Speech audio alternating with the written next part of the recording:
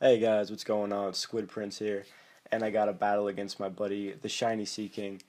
I will put a link in the description. Go check out his channel. Dude knows what he's doing. But today we got an OU match for you.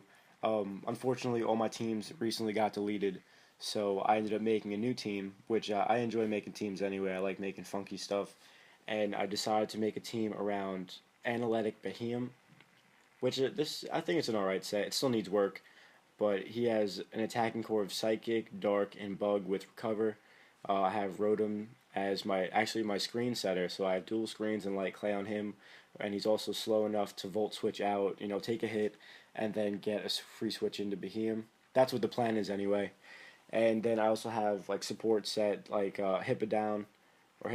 He's gonna pretty much just set up Stealth Rocks. I also have Toxic. He carries Earthquake, Ice Fang. Wanted to try out Mega Lucario with actually his set's a little funky. I'm running a mix set with Close Combat and Flash Cannon, and then double priority, one on special side and physical side with Vacuum Wave and Bullet Punch. One of my favorite sets, Alakazam, Life Orb. Just threw him in there to help me out. And then Gyarados with Intimidate. I did put him in there for Talonflames, but ever since I put him in there, I haven't versed a team with a Talonflame. So he's kind of just hanging out. But, let's get right into it. He's going to lead off with this Tyranitar. I'm going to lead off with Rotom as usual. And now he switches out first turn, predicting the Will-O-Wisp, which he gets right. He knows what he's doing. So now Hydreigon has the Willow, but that's still, it's going to be annoying for him because now he's getting taken down by Sandstorm, and he's going to have the Burn. Because I figured if he's choiced in any way, Burn will help me take him down over time. So he ends up going for a Draco. I set up a light screen.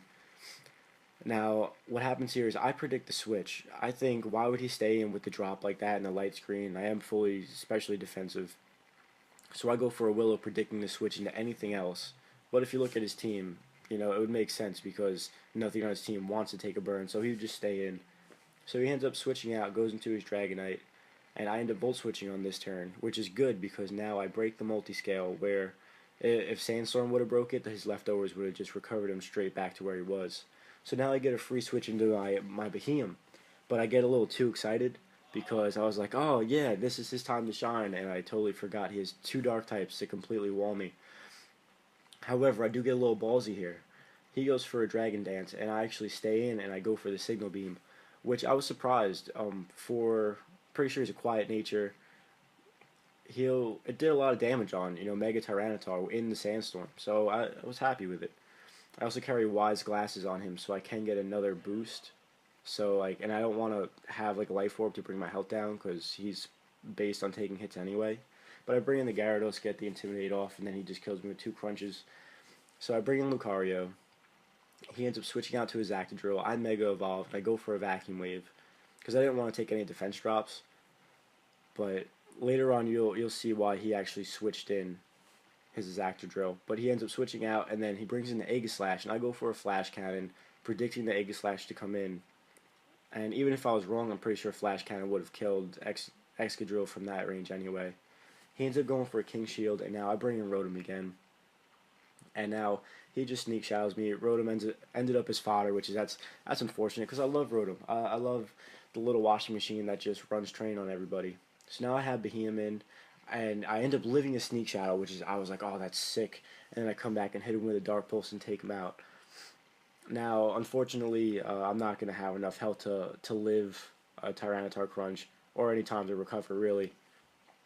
So Tyranitar ends up taking me out. I bring in the Hippowdon. Now he switches out and goes right into his Hydreigon, predicting my Earthquake. However, I'm smarter than the average bear, and I go for an Ice Fang, predicting the Hydreigon to come in. Aha! Now he ends up going right into his Garchomp, and he goes for an Earthquake, gets a crit.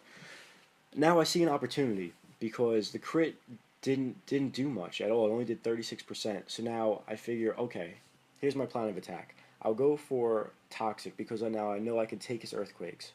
So now I can wear the Garchomp down, and I can set up my Stealth Rocks because that Dragonite is going to be a threat. So any health down on the Dragonite is going to be phenomenal help to my team.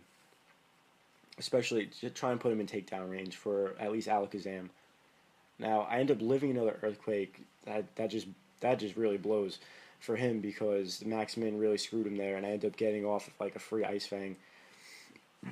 However, he does live the Toxic on 1 HP, but it doesn't really matter because poor Gar doesn't get any kind of priority. Alakazam just comes in, hits him with a big Psychic. Now the Dragonite comes in, and now he's pretty much forced to go for an E-Speed because I do outspeed. Alakazam lives a physical hit. I was so impressed. I was like, way to go, man. You know, hitting the gym a little bit, get that chest up, your nice little mustache, flowing in the wind. Now the Tyranitar comes in. I end up going for a Focus Blast. Takes out the T-Tar, and he brings in the Exacta Drill. Now this kind of took me by surprise, but he is running Sandrus Exacta Drill. But I do have a counter to that in my priority move known as Vacuum Wave. So I end up finishing him off. Seaking, always a fun game with you. I hope you guys enjoyed this one. I'll catch you later. Bye.